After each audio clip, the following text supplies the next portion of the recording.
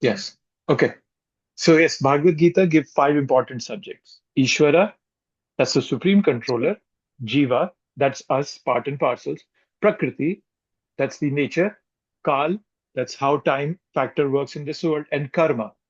Karma means nature of action and reaction. Right? That's karma. Right? And then, as you said rightly, four are eternal, one is temporary. Okay. Right, Prabhu. So four, that is Ishwar, Jiva, Prakriti, and Kal, they are permanent. They're eternal. What I meant, they're eternal. However, the karma is not eternal.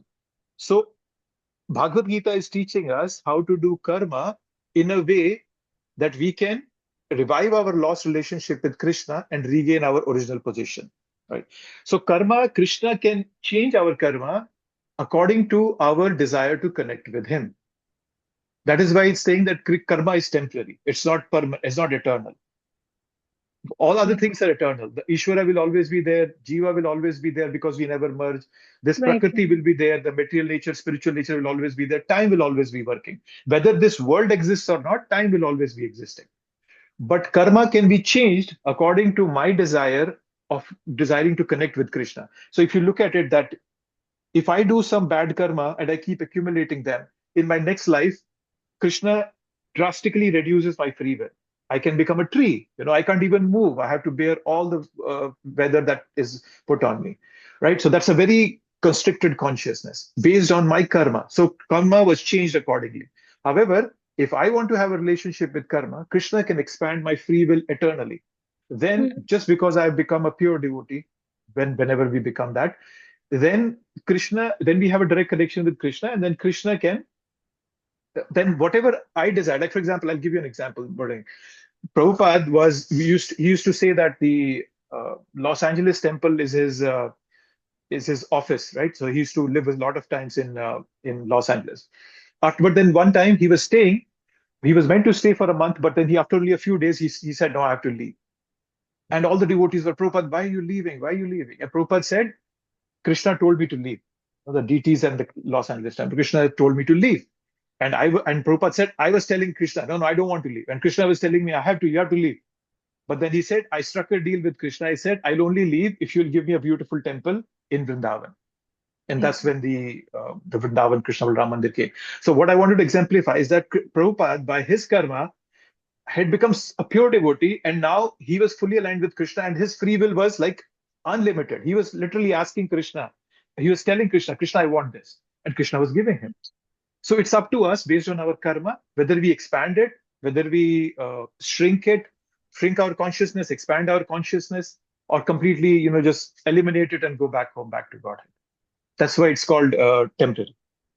right, Prabhu. So, so if one if one the individual, if he or she have done something wrong in the same life, but he have changed, he got the Krishna consciousness, then the karma will change accordingly, or he or she will have another birth, or it will be decided by Krishna only.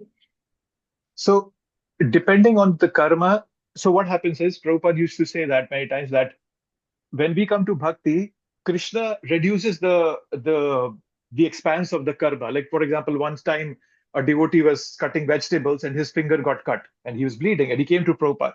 Prabhupada, you said Krishna takes care of his devotees, but see, my finger got cut. I'm bleeding profusely. Prabhupada said, your whole hand was meant to be cut, but Krishna just reduced it Right, drastically and your finger is cut. right, So Krishna can reduce it, increase it. But the moment we surrender to Krishna, whatever is coming to us is not something an outcome of our karma. They are just some fine tuning that we need to align our path of going back to Krishna. That's the way devotees see it. Devotees never see suffering as, oh my God, I have done karma. Well, they know that they have done karma. They acknowledge that, but they also know that this is just Krishna's mercy coming in a way that I'm not yet able to understand.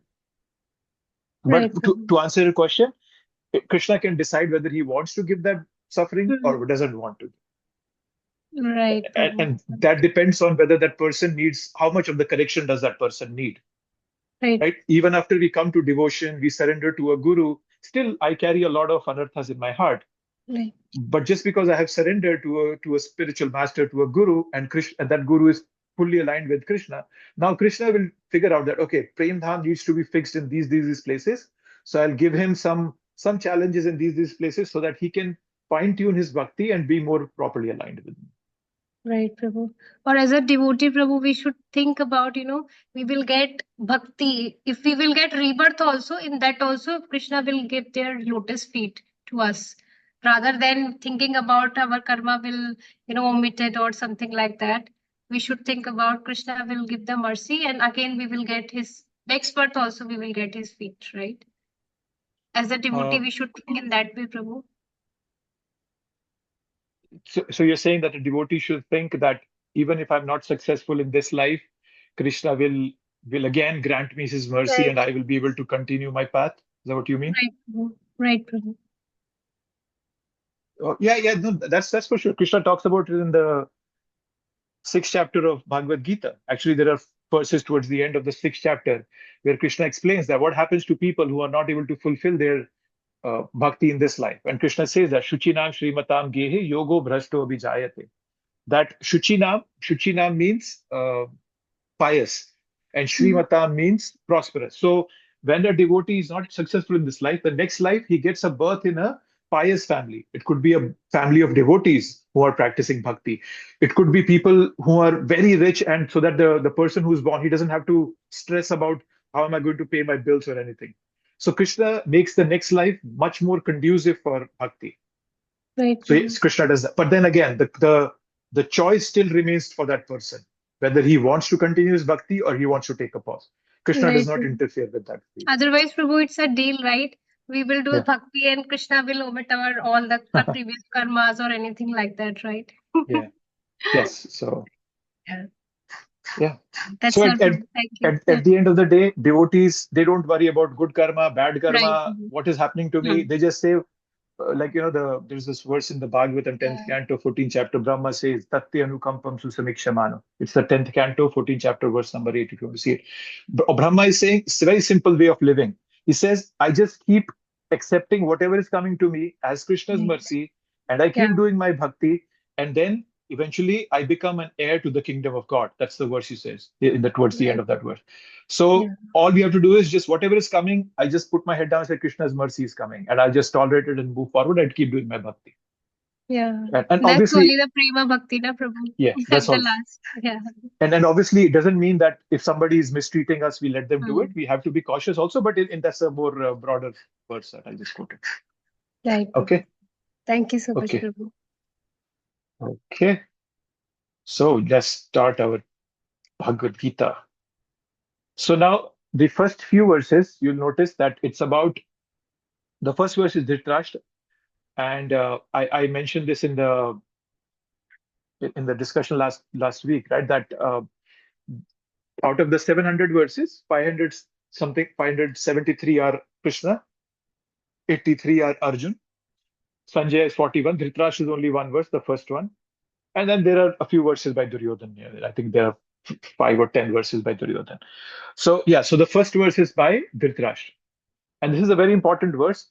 And somebody can question that, hey, why is Bhagavad Gita starting with Dhritarashtra? We don't need to hear Dhritarashtra. We just want to hear Krishna. But any good, presentation has to start with a question. That's the way it works, right? So, and also, the Bhagavad Gita is not just something, the discussion between Arjuna and Krishna. It's something for us to imbibe. So when we read this verse about Dhritarashtra, we have to understand that Dhritarashtra is also demonstrating an attribute, an arnatha we all have in our heart. And we'll talk about that in detail. Okay. So this first chapter is called Arjun Vishad Yoga. So the word Vishad means desperation, lamentation, right? So every chapter has a word yoga at the end. Okay. So that the word yoga at the end, the word yoga, as you all know, means to connect.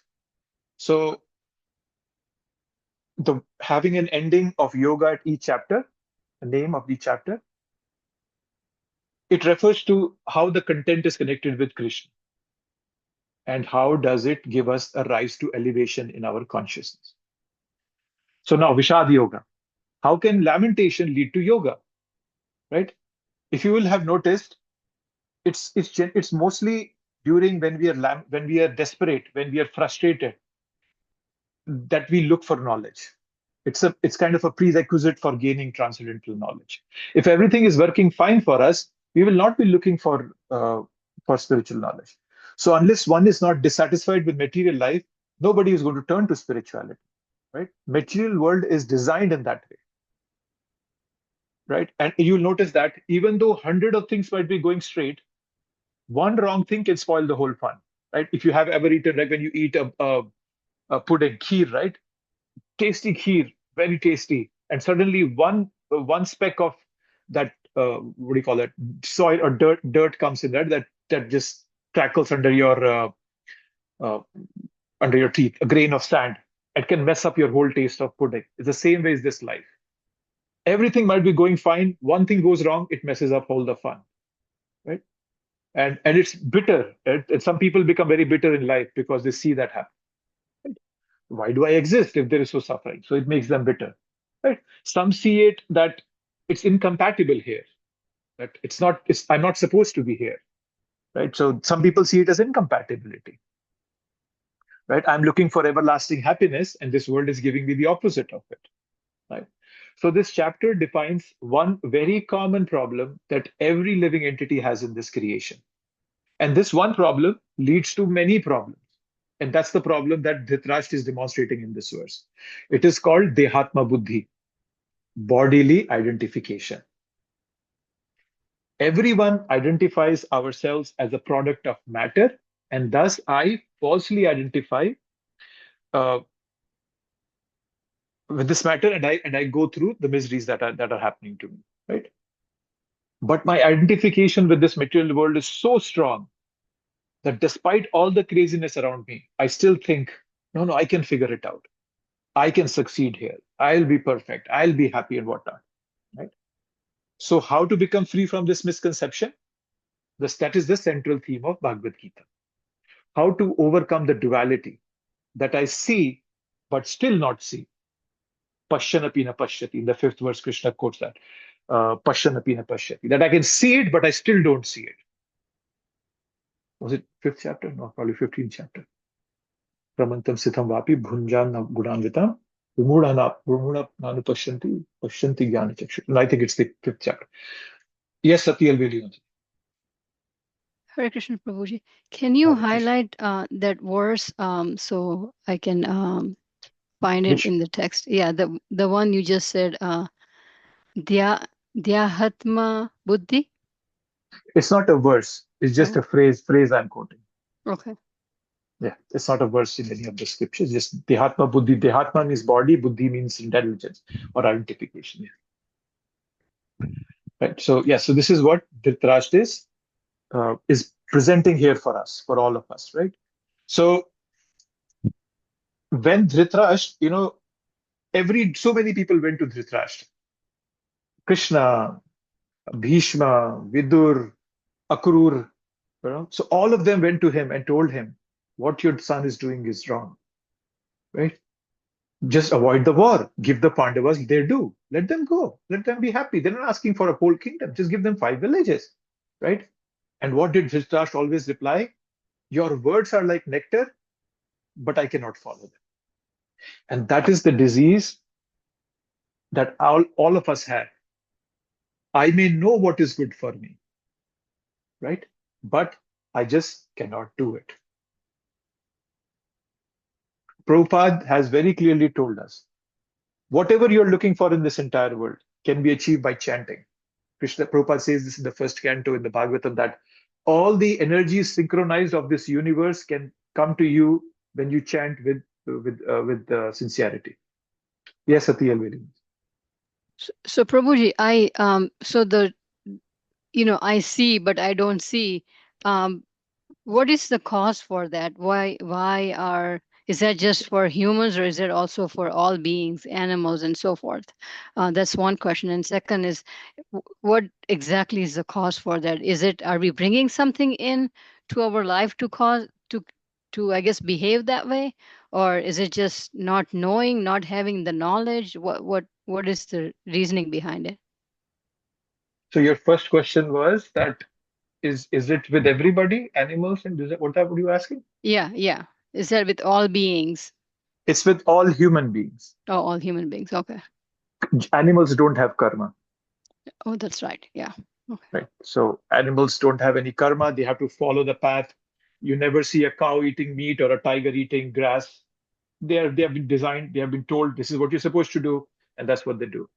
They live their life, move on to the next species, and they keep going, keep going. 8.4 million species, human birth. You take advantage of it, otherwise you go back in that cycle again. So yes, so the first question, yes. Then the second, as I mentioned, it's the identification that I do with this material world. And unfortunately, the cause behind it is that we are not introspective, we are not reflecting, we are not observing. We are merely just living in this life, we're surviving. How many times have we, any of us, not just you, any of us sat down and asked this question to me, as to ourselves? Why am I so sad? Why is it that 6 months ago everything was okay at work and suddenly my manager changes and everything goes down? Why did that happen? The question why always has to be there, but nobody asks that why question. We are so engrossed. I was reading this. There was a small video I was watching from this professor at the Harvard Business School, and he said that we all have stopped being bored. We have everything at our disposal. A second we get bored, we pull up our phone. We distract ourselves. But the moment you stop getting distracted and you let yourself be bored, you will start asking these existential questions. So our distractions are so strong, even though we don't realize it. We think, oh, no, I'm in control. No, we're not in control. The distractions are so much that it doesn't let us even think for a minute. Ask question. Is this something that I really want to do? Is this something that I really want to invest my time in? Everything is just numbing our mind. The phone that we are seeing, all the billboards that you see while you're coming back from work, it's just all something to numb our mind. So to come out of it, you have to come out of these distractions. And we'll talk more about it. The Bhagavad Gita is all about that. Okay. So yeah, so as I was saying, Dhritarashtra, right? So, and we all are Dhritarashtra in one sense. We know what is to be done, but we cannot do it. Okay. So yes, so that's the problem that we all are facing. It's all a matter of taking the trouble and trying to overcome the laziness and the power of resistance that we are facing in this world. There is resistance, right? That I want to do this, but I can't do it. There's so many people who come and tell me, I wish I could wake up in the morning, but I cannot. Some people, I think, it's generally challenging, but some people it's just laziness. So we all have to take that decision. And when we take that decision, that's when the change starts happening in our life. And that's where Krishna starts coming to help us. He's always helping us. Doesn't mean that he only comes when I become more sincere. No, he's always there. But he maintains his distance because I willfully have told him, Krishna, no, you don't have to come in my life. I'm happy. So Krishna says, fine, not this life, might be the next one, but then he just waits. But the moment I turn towards him and I start, Krishna, I can't figure this out. It's very confusing. Can you, just like Arjun, right? To second chapter, 7th verse, Arjun surrenders and says, I'm your disciple now. Please tell me. That's only when Krishna starts telling him the philosophy. Before that, Krishna does not speak. So yes, so we all are Dhritarashtra working in that way. So, okay, so the first verse, Dhritarashtra Uvacha. Dharma Kshetre Kurukshetre Samaveta Yuyutsava Mamakaha Pandavaschaiva Kim Akurvata Sanjaya. Dhritarashtra said, O Sanjay, after my sons and the sons of Pandu assembled in the place of pilgrimage at Kurukshetra, desiring to fight, what did they do? Right? That's a very weird question. Right? If the sky is blue, what color is the sky? Right? If they have assembled to fight, what are they going to do? They're going to fight. So it's a very weird question. Prabhupada talks in detail about this in the purport. I hope all of you have read the purport, but we'll go through the purport. This is a very important purport. It's the first purport of Bhagavad Gita, and Prabhupada is really hitting the nail on the head. He starts by telling us that Bhagavad Gita is a theistic science. Right? Now, it's a science. Right? So why is it a theistic science? So spirituality is not just about feeling good. It is a state of consciousness. We are at our cores souls, right? And to realize our true identity and to perceive the higher dimension, we need spirituality to rise from the current material to spiritual dimension. We need to take a path, and it has to be followed, right? Then that's the religion thing. So, like for example, in science, we all have theory and experiment. Experiment helps us verify that theory, right? Similarly, in spirituality also, we have philosophy and religion. So philosophy is the theory, religion is the experiment. By our philosophy, we get propositions. We get like, oh, you're not this body, you're a soul.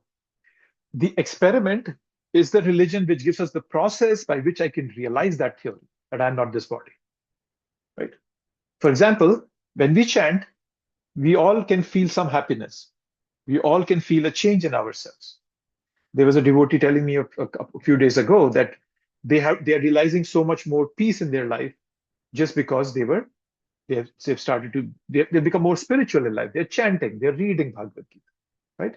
So that's the theory and experiment. So that's why Prabhupada is calling it science. Okay. I had a slide. Let me see if I can pull that up. Where is that?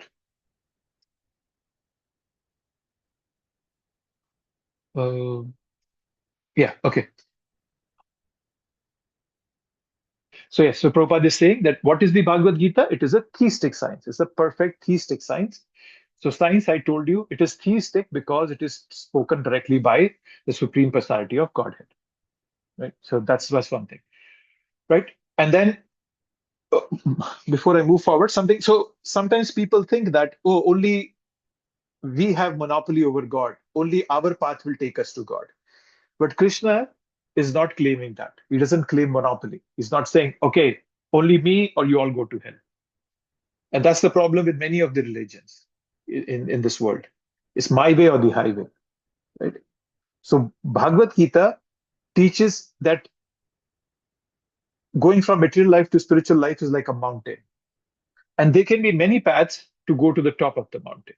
So bottom of the mountain is material life, top is the spiritual life, right? So when we are sick and we find someone suffering from the same sickness, we share our medicine, right? So in life, we are very practical when it comes to choices in life. But when it comes to spirituality, we become very impractical and philosophical, right? We don't wait for the best doctor to treat us. We just start with whatever we have. You know, there is many people say, "Oh, when Krishna will call us, then we will come." Many times people come to the temple and I ask them, "Oh, I haven't seen you for a long time." "Oh, Krishna was not calling me." What is that? What do you mean by that? Krishna is not calling you. So it doesn't have to be impractical and philosophical. It has to be done the way we do our choices in the material life, right? So that's the systematic path. Yes, Sandeep. Roji, you said something like Krishna doesn't say that mine is the only way. But isn't Puji in Gita somewhere he says like Sarvardham Parityajya Mamekam Sharanam Vraja? Mhm. And so that's one point, Roji. Like unless you surrender to Krishna, you won't be like delivered. That's one thing. And secondly, I also read somewhere like other deities we have, right? Like they can actually give you things you want. Like for example, Lakshmi ji can give you money, and Saraswati ji can give you like education, but they can't deliver you. So isn't like in other words, Krishna is saying, "I'm the only way to get yourself delivered." Uh, so Krishna when he says that Sar Dharman Parityaja, so what Krishna is meaning, he's saying Sar Dharman Parityaja means whatever religions you have concocted. He's not talking about Christianity or Muslim. He's saying religions that we all have concocted. Religions like attachment, right? We all have attachment. People come and say, oh, doing service to your family is everything. Some people say that. Some people say, oh, as long as I do my karma, everything is fine. Everything will be perfect. So Krishna is very broadly talking about it, right? He's not talking about Christianity or Islam that, oh, give those up. Anywhere where love of Godhead is propagated can take us back home, back to Godhead. Understand that way. There is a verse in the, where does that come? If I can pull that up, give me a second. I'll tell you that verse. Savai pumsam paro dharmo yato bhakti radhokshaje ahetukya pratihata yayatma suprasidati, which is first canto, second chapter. I think it's the sixth verse. Let me share my screen.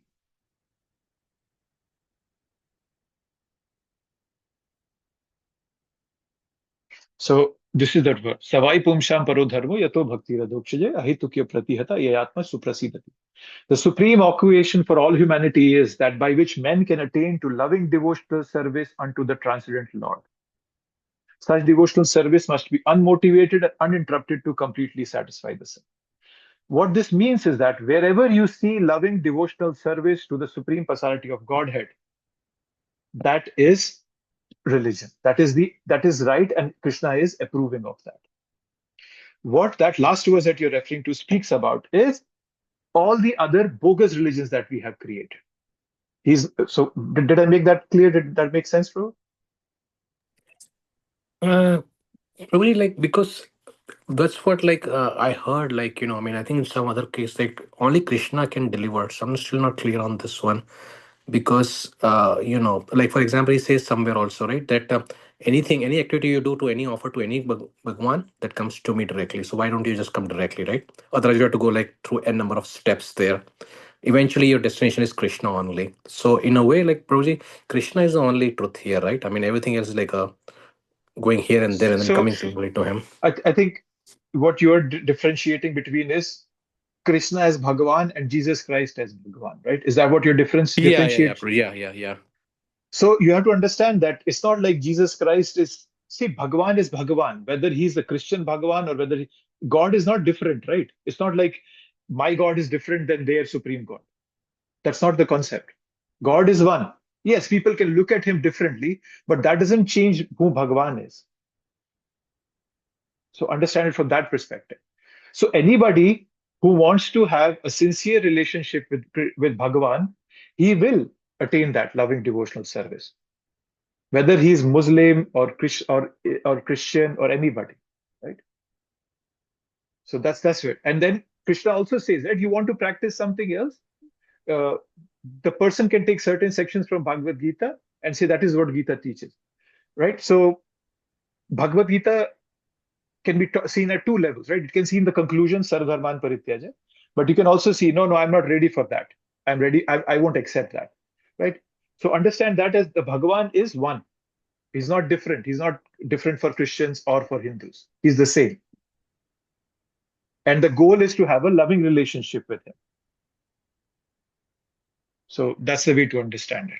I'm not Right. sure if I Yes, understood. Prabhuji, yes, it does make sense. It's basically making the definition broader. So Yes, yeah, you're right. Yeah, making the definition broader, not just saying that only, uh, like, and I can tell you, I have seen Muslims who are very pious. They're pure vegetarians. I had many friends. I was in Delhi and I had many friends who were Muslims. Some of them very pious. Actually, you will not believe they're more pious than Hindus. They do their Ramadan regularly. They do their namaz regularly. They follow the but then obviously, rituals are a different thing. But if you have a desire to connect to Bhagavan, to Supreme Personality of Godhead, whatever path you may be, as long as you have that loving relationship, then you will attain Bhagavan. It's not only I or the ISKCON people can attain Bhagavan. No, that's not the proposition given in Bhagavad Gita. However, Krishna, because he has talked about many things, he's talked about demigod worship, he's talked about karma, he's talked about Arjun doing his duty, he's talked about Arjun going to heaven. So that's why Krishna is very specifically saying, forget whatever I have taught you, Arjun. Leave everything and come to me and I'll take care of everything. Just like when you go to 10 doctors and none of them are able to cure you, you go to the 11th doctor and the 11th doctor says, Sandeep, forget all the medicines that the 10 doctors have given you. I will give you this medicine, take this and you'll be okay. So that's the way to understand it. So it's not just that Krishna is saying that, oh, only me is there, nobody else. Then we become just like Christians and Muslims, right? thank you, Prabhuji. Okay. So moving ahead. Yes, theistic science. Okay. So then next thing that Prabhupada talks about is how it's supposed to be read. So it's said to be very scrutinizingly. Prabhupada used to say you should read the Bhagavad Gita threadbare. Threadbare means understand every word that's been given in it, right? Then you should read it with the help of a person who's a devotee of Sri Krishna. So all of us are reading it here with the help of Prabhupada, who's a pure devotee of Krishna. Okay. Then another important thing Prabhupada statement makes is without personally motivated and interpretations. It should not be, I'm reading Bhagavad Gita so that I can become a scholar and I can show off by reciting verses. You can do that, but you will never get the essence of Bhagavad Gita. Okay. Then, in the line of disciplic succession, nobody can become a guru by themselves. Nobody can become a guru if your guru was not a bona fide guru. India is full of cheating gurus. People, and nowadays it's so amazing that you have these fancy things, reels and shorts. Anybody can become famous in a minute. You know, famous cricketer, movie stars going to this person. He must be a very self-realized soul. How did that become a standard? No. Did you see whether that person is coming from a disciplic succession? That's how you're supposed to read Bhagavad Gita, right? So be very careful not to fall trap to people who have flowery language, but at the end of the day, they are just bogus gurus. Don't fall trap to them. And there are millions of them online. You might find their videos very attractive. Somebody would put a short reel with a beautiful flute in the back, and this guy's sitting on the Vyasasana and with a beautiful saffron cloth and beautiful tilak and shikha and whatever.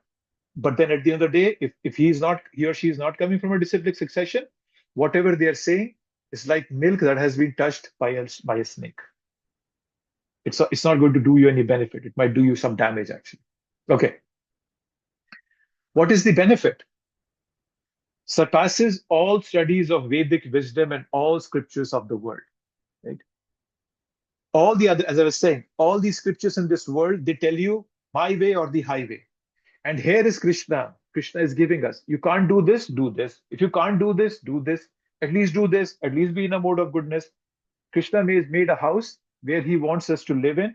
If you don't want to live in the house, okay, live in the garden. But just at least remain in the house, in the compound. So it surpasses all Vedic wisdom. All the Vedas, everything can be found in this one book, Bhagavad Gita. Right? And Prabhupada goes on to say that what is contained in all the other scriptures is already in here. But then, like for example, right? So somebody can come and say, hey, Christianity also teaches us about God. Yes, Christianity is a bona fide religion. However, Bhagavad Gita gives you something more. Like, for example, it gives you some description of the spiritual world. Na tad bhasate surya, na shashanko na pavaka, yad gatva na nivartante, tadhama paramam mama. Krishna says this in the seventh or eighth chapter, or I don't know which chapter, but he says that na shashanko na pavaka. There's no need of light. There is no need of sun. That's self-illuminating. That's the spiritual world. And once you reach there, you never come back. No other scripture gives us that knowledge. So yes, it teaches of love of God, or probably the supremacy of God as given in the other scriptures, but it gives us more. It gives us description. Who's Bhagavan? Where does Bhagavan live? What are the qualities of that place where he lives? And these things are further expanded in the Srimad Bhagavatam. Okay, and then there is a mention of Kurukshetra there. Prabhupada explains that the reason it's Dharma Kshetra, because it's been a sacred place of pilgrimage for unlimited time. There's a mention that when Parshuram, after killing all the Kshatriyas, he went and did some tapa, some austerity in Kurukshetra. So it's been a holy place forever. That's why Dhritarashtra is calling it Dharma Kshetra Kurukshetra. And now Prabhupada is telling us what is on Dhritarashtra's mind actually. He was fearful. He knew that Krishna is on the other side. He has heard from so many people that Krishna is Bhagavan. You can never defeat him, right? But he thinks, my sons will figure out. But at the core of his heart, he's afraid, right? He's doubtful that his children are going to win. Because down deep, he knows that what Duryodhana was doing was wrong, right? But then he did not want to compromise because of his attachment to his son. So all these factors, they bring us to his level of fear, and that's why he's putting this as a question. His fear is being presented as a question. What are these guys doing? He is down deep. He's thinking, oh my God, possibly Arjun just surrendered or Yudhishthira just surrendered and they're not going to have a war and my sons will be victorious. He's having all these thoughts in his mind, which don't make sense, but he's doing that. So, yes, that's what Prabhupada is explaining in this, in the purport here, right? So,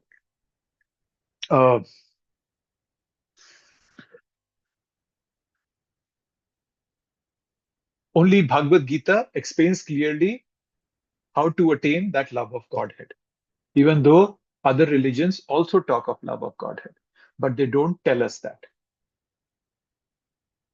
All the other religions, they say that the Lord, Supreme Lord, is like he's giving people the result of their karma. You did good, here, be happy. You did wrong, be sad. No. Bhagavan is not just taking care of this creation. He has his own life. And that's something we learn from Bhagavad Gita and further on. Right? So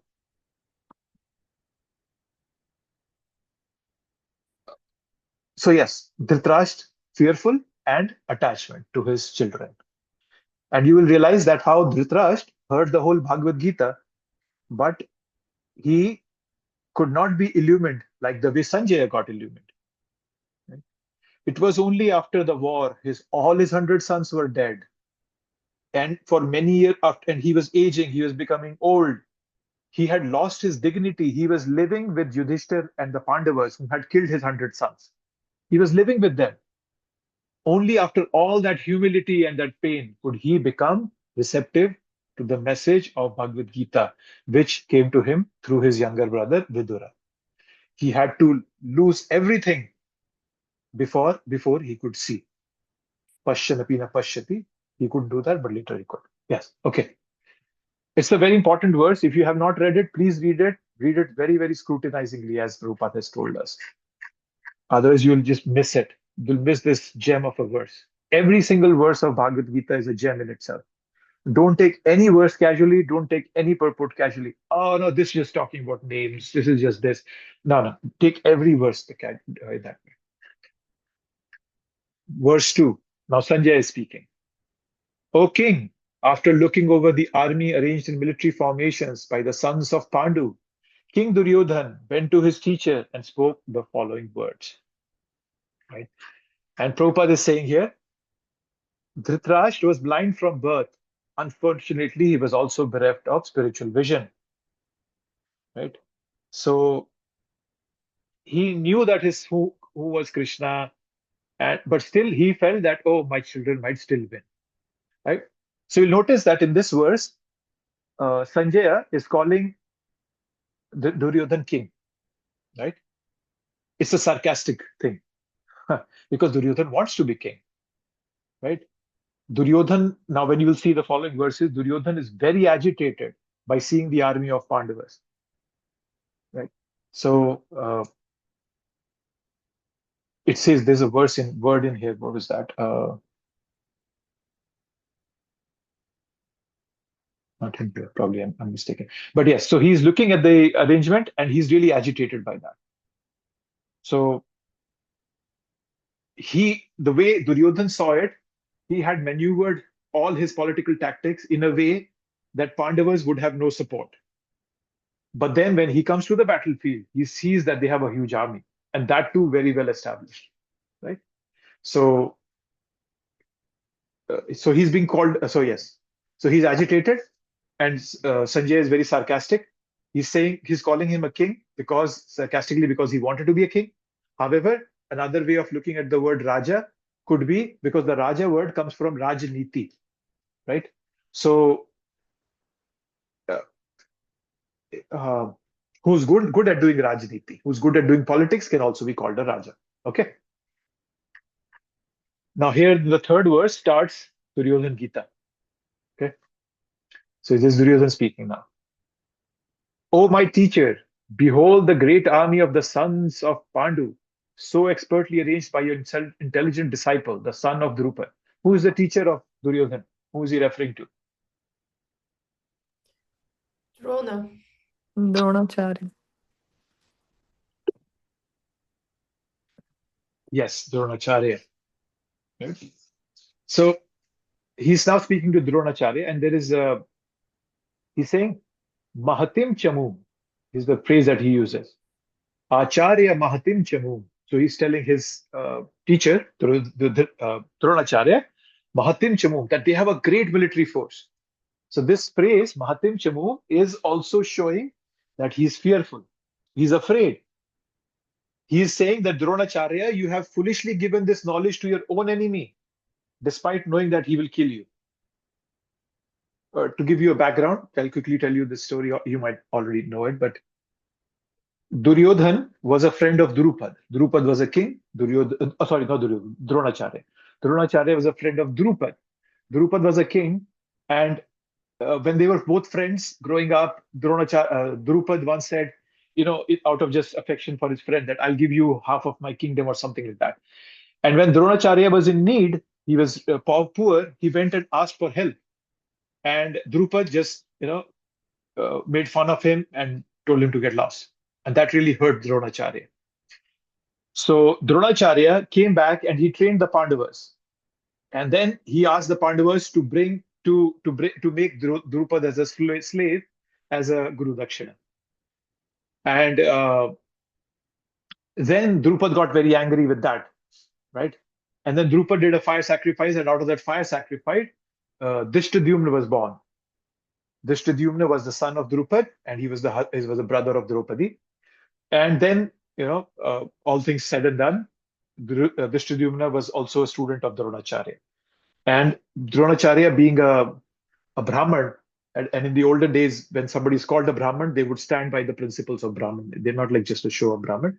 So if a student wants to come and learn from him, and he's a Kshatriya, and he's coming from a respectable background, the Guru cannot say no. He should give him that knowledge. The knowledge is meant to be dissipated. So he taught Dishtadhyumna, right? So now Dishtadhyumna is the one who, in the Pandavas' army, has assembled this whole force. That's why he's saying, your disciple has done it. So Duryodhan is reminding Dhritarashtra of his rivalry against Drupad, right? So he saw this as an opportunity to incite Dronacharya, because somewhere down deep he felt that Dronacharya has some affection for the Pandavas, especially Arjun, right? So he's saying to Duryodhan is saying, don't be lenient with them. They're not your friends, they're enemies, and so forth. Right? So now you all have read the Nectar of Instruction. The first verse of Nectar of Instruction was Vachu Vegam, Mansa Krodh Vegam, Jivva Vegam, Udarupastha Vegam, Etan Vegan Yovisaheta Dhira, Sarvam Api Man Prithvim Chashishyas. So here, now you'll see that in this verses, Duryodhan will transgress all those Vegas, like, all those control, Vacho, Manasa, Kro, everything, right? No control over his tongue. He's trying to be diplomatic. He's trying to grab everything, right? He's Atyahara, Prayasascha. He's doing that. And then Shatovritte. He's not following his spiritual teachers. He's disrespecting them, right? So he was completely opposite what we read in the first few verses of Nectar of Instruction. What a devotee should do to progress in bhakti. He was doing completely opposite of that, right? So be very cautious. Be very careful. Nectar of Instruction was not a book just to read and forget about it. They're the principles that we all should follow, right? Otherwise, if you don't follow those principles, if we don't follow those principles, slowly and steadily our bhakti will dissipate. It will just disappear. And one day you'll wake up and you'll say, I don't even remember Prabhupada's Pradhan Mantra, right? So don't do that. All those things, disrespecting your elders. There's no Shato Vritti and all that. Atyahara, Prayasascha, all those Vegas and everything. Okay, so that's the third verse. Let's go to the fourth. And please feel free to stop me. I'm just going to read it. I'm talking as much as I feel is needed, but if there are other questions, please speak up. It's important. Bhagavad Gita, as I've told this, and I'm going to repeat this a million times while we read Bhagavad Gita, it's not a book that should be kept near your nightstand. Don't do that. Read it, every single word. Read it every day, and you will see a change in your consciousness. everything will become comparatively so much easier to take decisions. Should I do this? Should I not do this? Is this right? Is this wrong? We are always in that confusion. So please always read that. Duryodhan continues. Here in this army are many heroic bowmen, equal in fighting to Bhim and Arjun. Great fighters like Yuyudhan, Virat, Drupad. Right. So now he's many bowmen in this army. Right. So he names Bhima. Okay. Uh, now the reason he is naming Bhima because, as I mentioned, he's afraid. He has fear in his heart. He's afraid and he's also irritated with Bhim, right? We know that he has had animosity with Bhim from a very young age, right? And he knows that only Bhim can kill him. And also, Bhima had vowed to kill all the kill him uh, after disrobing of Draupadi happened, right? And actually, he did Bhima took two vows when he was doing that. I will tear open the chest of Dushashan and drink his blood, and break the thigh of Duryodhan in the battle. So those are the two vows he made, and Duryodhan remembered those vows. He was afraid, right? So uh, so now Yuyudhan is, and there will be a lot of names here. I might or might not speak of all those names. If you are interested, I can give you those details. However, again, these facts and figures are not very important. The importance is that Bhagavad Gita should help us become a devotee. But yeah, names, if you're interested, I can tell you. For example, yeah, Yuyudhan is Satyaki, is another name for Satyaki. Satyaki is a student of Dronacharya, and he later became a student of Arjun, right? And he's also a close associate of Krishna in Dwarka. Okay, he's one of the Charioteer yes, he's the charioteer, and for then he Lord Krishna. for Lord Krishna, yes, and he's one of the dynasties. He's Vrishni, right? There were many dynasties which were under Krishna, Yadavas, Bhojas, Andhakas, and then Vrishnis. So he was one of the Vrishnis, right? Okay, and so yeah, Yuyudhan. So Virat, we all know Virat is the kingdom where the Pandavas they went for they spent their exile after they lost the game of dice. 12 years in the forest and 1 year incognito they had to live. And the last 1 year of incognito was spent in the kingdom of Virat, right? And Uttara was the daughter of Virat, and she married Abhimanyu. And Uttara was the mother of Parikshit Maharaj, to whom the whole Bhagavatam was spoken by Sukadev Goswami. Okay. Drupad, we all know, father of Draupadi. Right? Okay. Then he names many more people. Yes, Gandharv Vikrama.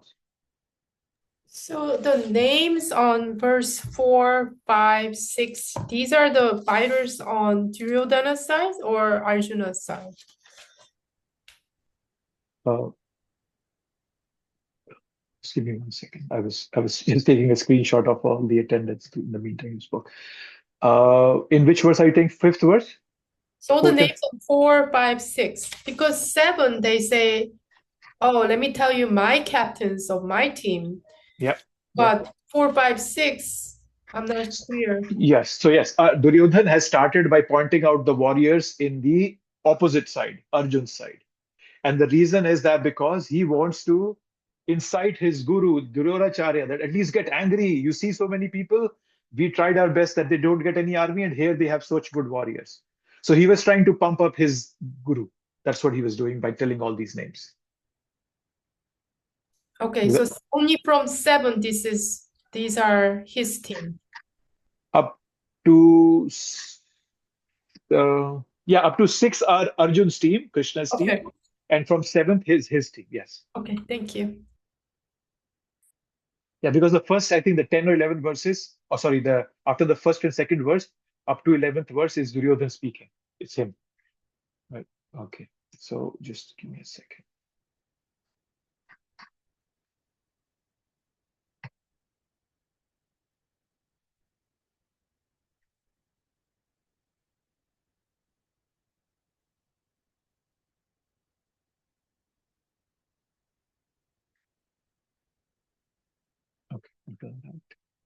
So, fifth, right? Fifth. Okay. So again, some few names here.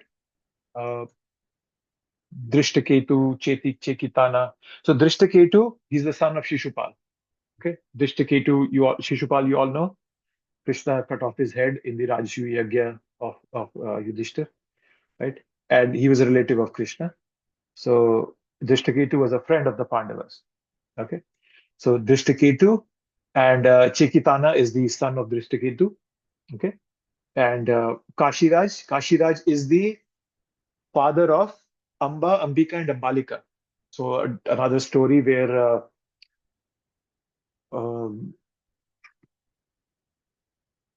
Bhishma, Bhishma, Yeah, Bhishma Pita had to marry them, but he didn't marry them because he took the vow, right? Yeah, so Bhishma Pitama, he actually abducted these three girls because the king did not invite the Hastinapur dynasty in the Swambar, So he said so, and because he wanted the lineage to go forward, so he wanted those three to marry to come to Hastinapur and marry the sons of King Shantanu from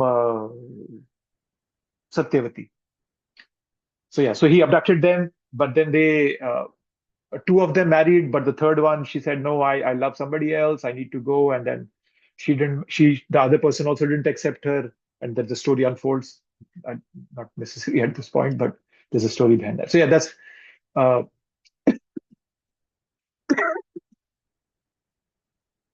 yes, so that's Kashiraj. Okay. And then we have Purujit and Kunti Bhoja. So they belong to the land of Kunti. There's what the Kunti Bhoja. So they're coming from that land. So they're related to Kunti, right? So they were fighting for the Pandavas. They were brothers, right? And then there is Sabya. He's the king of Sibi, a place called Sibi. So again, a supporter of the Pandavas. So some of these. So yeah. So these when Duryodhana is looking at them, he's getting irritated, he's getting fearful by looking at some of them, and he's also confused. Why are these guys fighting with Krishna? Hey, Shishupal, was killed, and then his son is fighting on that side. So there's that kind of confusion. So yeah, this is sixth verse again. Some more names: Yudhamanyu, Uttamauja, the son of Subhadra, and the sons of Draupadi. So he's mentioning all them. He's showing the sons of Subhadra. So Subhadra is the wife of Arjun, and Draupadi, also the wife of the Pandavas. So all those are in the other army. Okay. And the other two, namely Yudhamanyu and Uttamauja, they are also related to Draupadi. Okay. So names. Now what Duryodhana will do, he's now saying, but for your information, O best of the Brahmanas, let me tell you about the captains who are especially qualified to lead my military force. Okay. So Duryodhana speaking big names, but then he was also afraid at one point that, oh my God, if I keep telling about these big names, people in my army might lose heart. Then he's now going to tell about his army, right? So you notice something here. We're saying, oh no, this verse section. He's saying Nayaka Mama Sainyasya, right? So in the first verse, Dhritarashtra said, what was that he said? Mamakaha Pandavascha, right? Mamaka, mine, my children and Pandava's children. What did they do? Pandu's children. Here we see Mama Sainyasya, my army, right? It's very arrogant and boastful. It's not his army. He's not even the king, right? Me, my, and mine. That's the mentality we all are living through, right? But Pandavas don't speak that way. It's not Yudhishthira saying my army, my army. No. So yes. So now he's going to speak some names. He's going to stimulate the fighting spirit in his army and Dronacharya. That's why he's going to start talking about his people. And now he starts with, he's telling about his. So first thing, he's starting with Bhishma. Bhishma, Karna, Kripa, Ashwathama, Vikarna, son of Somadatta, Bhurishrava, are always victorious in battle. So he's now giving names. Now, the one thing surprising is that he doesn't start with Dronacharya, who's his guru, right? So, uh, yes. Wait a minute. Oh no, he's starting with. Sorry, I got confused. I was thinking. So he's starting with Dronacharya, right? So he's pointing out that because he knows that Dronacharya, he's a Brahmin, right? He will, if his name is not highlighted right in the front, he might get insulted. He might feel insulted, right? And then the other names, Karna is not even there, but Karna's name is being brought out, right? So this is the reason. The reason is that, so if you all remember, Bhishma said, "I will not fight if Karna is in that war." So Karna is not yet fighting, but Karna's name is there because Duryodhan, down deep in his heart, he has more faith on Karna than he has on Bhishma, right? So Karna had walked out before the war began, right? It's because Bhishma had insulted him and something happened, right? So Karna was very much present in his mind. That is why he brought it up. Yes, Satyal, will you answer? So Prabhuji, wasn't also Krishna's will that Karna walked out because Krishna didn't want Karna to fight with his own brothers, Kuntima's, because he was Kuntima's son, first son, right? Yes, but no, that's not the reason he walked out. Yeah, Because because he didn't know, right? yes, he didn't know, and later on Krishna tells him, but at that time he didn't know it, so he didn't walk out because Krishna didn't want him to fight. Krishna didn't want. That's not the reason. Yeah. Okay. I thought Prabhuji, Karna knew before the start of the war that he was, but he intentionally did not. Isn't that correct? Well, I don't know the location. I don't remember it off my hand whether it was before or middle or after, but he didn't walk out because of that reason. I just want to highlight that part. Right? He didn't fight because he was insulted by Bhishma, and he said that I won't come till Bhishma is there because he's insulting me. So that's the reason why he walked out. I don't know at which point did Krishna tell. I don't remember that on top of my mind. Okay.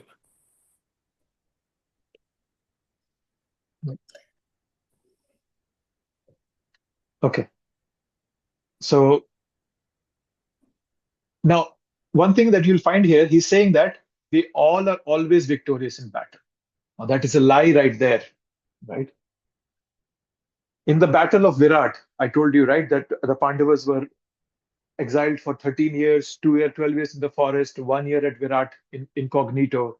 But then all the Kuru dynasty, the Karna, Bhishma, Duryodhan, Dronacharya, they all came to attack on Virat, on the kingdom of Virat. And then Arjun defeated them, even though he wasn't Arjun at that time. He was Brindnala, he was a eunuch because of a curse of a Apsara. Different story, but yeah. But then he defeated them. So when Duryodhan is saying that they were always victorious, no, they were not always victorious. They had lost a battle, right? That's called convenient forgetfulness, right? So yeah, you can forget what I don't want to remember. That's what's not favorable for me, right? And then comes the name of Ashwathama is also there, right? And then there is an odd man out, Vikarna, right? He's the brother of Duryodhan, and he opposed actually when Draupadi was being disrobed. He was the only brother who was opposing him, right? And then now somebody can say, oh, why wasn't Dushashan named here? Dushashan was fully a favorite of Duryodhan. No, but because Vikarna opposed Duryodhan, therefore Duryodhan wanted to confirm that Vikarna is ready to fight. Right? He's just motivating everybody. Right? He didn't want him to leave his party and go to Arjun's party. That's why he was just showing him affection. Right? So it shows how overly self-absorbed he was, Duryodhan, and how agitated his mind was. He was just rambling. He was becoming delirious. Right?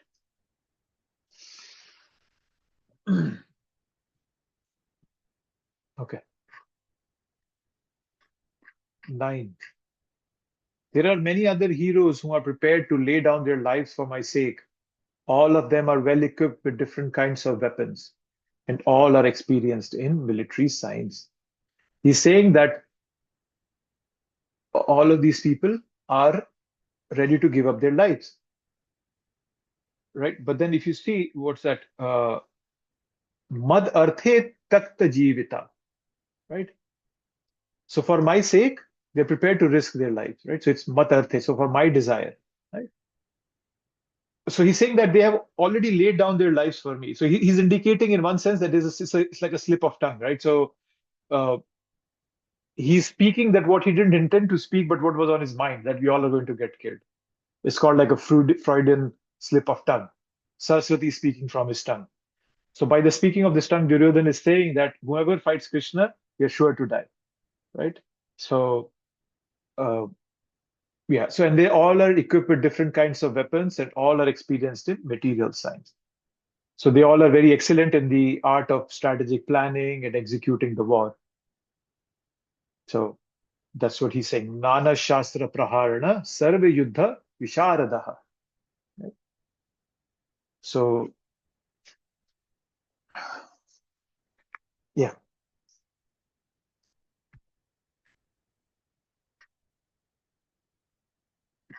Was it here? Yeah. Okay. Okay. And then the 10th verse. Is this the 10th verse? Yeah, 10th verse. So now in this verse, Aprayaptam. The verse is Paryaptam. And then he says Paryaptam. So it's a bit, just something to look at it from a grammatical perspective, that a prefix of a can negate or intensify that word. So aparyaptam is like if you say the word aparyaptam means immeasurable, and the word paryaptam is limited. That means it's measurable, right? So it's just intensifying it. That, oh yes, it's not just measurable; it becomes immeasurable. It takes the next step. So just a grammatical word play of words here, right? So he's saying that our strength is immeasurable, and we are perfectly protected by grandfather Bhishma. Whereas the strength of the Pandavas, carefully protected by Bhishma, is limited. So he's saying Bhima's power is limited, but Bhishma's power is unlimited. Right? This is that the way to understand. But then if you'll notice, Bhima's hunger for war is much stronger than Bhishma's, who's just fighting out of duty. Right?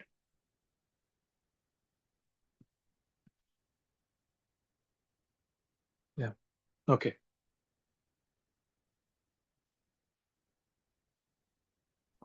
Wait, Prabhuji, I had a question. Yes, He please. doesn't he compares it with Bhima and Bhishma instead of like Arjun, who had defeated many people because he's scared of Bhima because of the vows, right? Yes, he's afraid. So understand, like try to understand his psychology. He's fearful. First of all, he's confused that how did the opposition party get such a big army? Then he's very fearful because Bhishma has made 2 vows, and he knows Bhishma is extremely strong and powerful, right?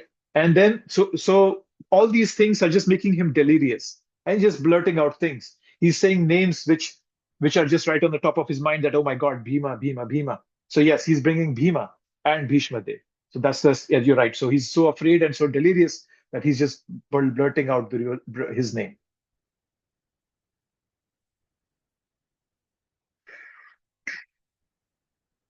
Yes, Kandar. So when this Gita was spoken, and this was all like a given to us by oral disciplic succession. So when this was spoken, Krishna spoke like a majority of the words, the verses, and then Sanjaya spoke some, Dhritarashtra spoke some. So how was it all compiled into one whole Bhagavad Gita and then given to the next person? It was compiled by Vyasadeva. Vyasadeva wrote the Mahabharata. And the Mahabharata and Bhagavad Gita is a part of the Mahabharata. Also, I'm sorry, I'm remembering this is actually, so it wasn't an actual event. So it was just the part of the story of Mahabharata. But they said that it was actually happened. Actual event? What do you mean by that? I didn't get your point. No, the Kurukshetra, the war in Kurukshetra actually happened, and Mahabharata enhanced that story. Mahabharata is not a story. It actually happened. It's history. So also Gita happened too then? Yes, it happened. I'm not sure. I'm not getting your confusion. Sorry. So Gita was spoken in reality at the Kurukshetra. Yes. Before Vyasadeva compiled, right? So Vyasadeva is actually just recording what was actually spoken. So Vyasadeva, he is the literary incarnation of Krishna. So he is. So when Dhritarashtra wanted to see what is going to happen on the battlefield, he gave this divine vision to his servant Sanjaya. Okay, so understand it this way, that Vyasadeva is not bound by the events to happen for him to write. He can see the future, he can see the past. He's a self-realized soul. Understand that way. So it's not relevant whether he wrote it before or after. But the important part is every single incident of that Mahabharata happened. All the Pandavas came together, they were at the war. Arjun became despondent, asked Krishna to take him in the middle of the battlefield. He sees his family members, he becomes despondent, and then Krishna speaks. Then Arjun is ready to fight. The war happens, everybody dies. Pandavas rule for some years, and then they retire and go to the forest. So everything actually happened. Okay, yes. Okay, was that clear? Was that helpful? Yeah, okay. You just get confused, but yes, thank you so much. Yes, okay.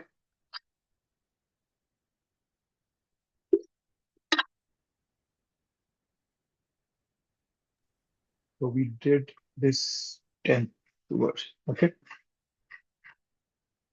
So now in the 11th verse now, so I think this is the last verse that Duryodhana speaks. So you'll see we have a few minutes, how much we can wrap up, right? So now he's saying that all of you must now give full support to grandfather Bhishma as you stand at your respective strategic points of entrance into the phalanx of the army.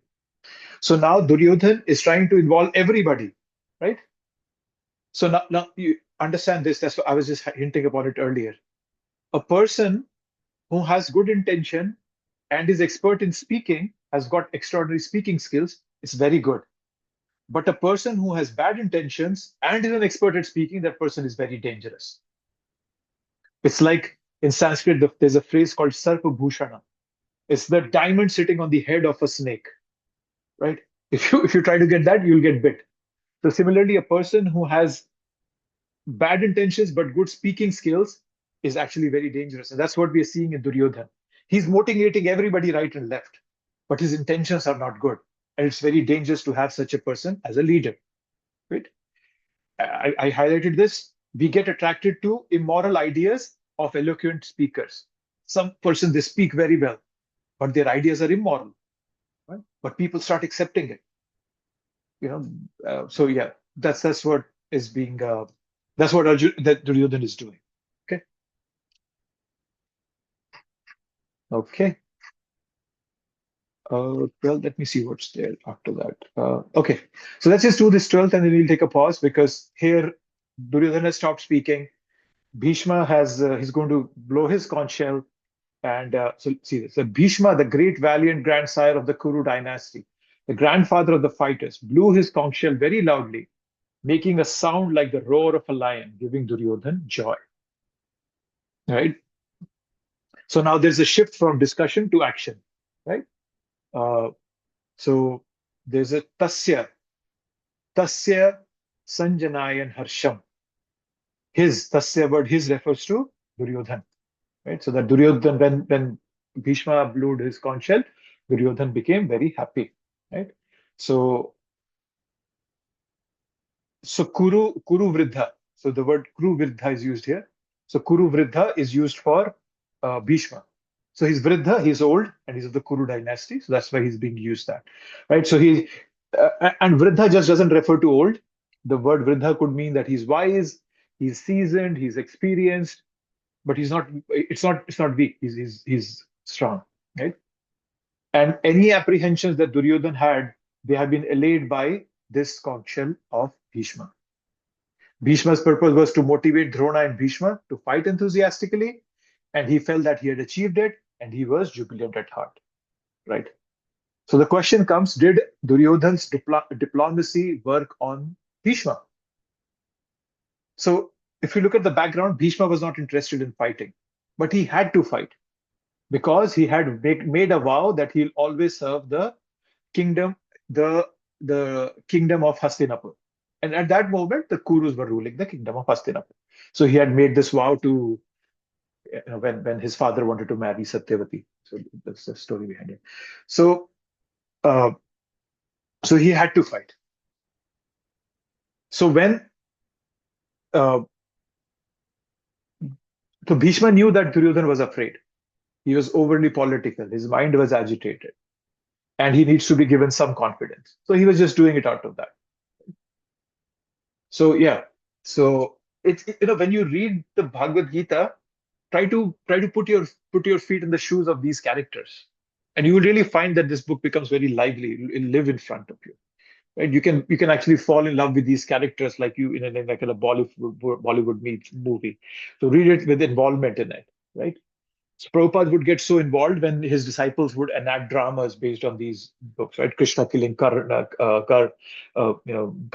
and so forth, right? So another reason that Acharyas mentioned that Bhishma is playing this is blowing his horn is that he wants to see how Krishna protects his devotees, right? So he wanted to see how, despite all the odds against Pandavas, how will Krishna protect his devotees? Because Krishna makes this vow that Pati jani hi konteya name bhaktya pranashyati. That Arjun boldly declared that my devotee never perishes. So Bhishma was anxious to see that, right? So yeah, that's another reason why he was blowing his conch shell and he was excited. Okay, I'll pause here and let me.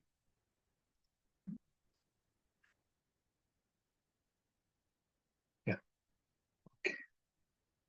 I'll stop the recording and then if anybody has any thoughts or comments, please we have a few minutes, we can wrap it up.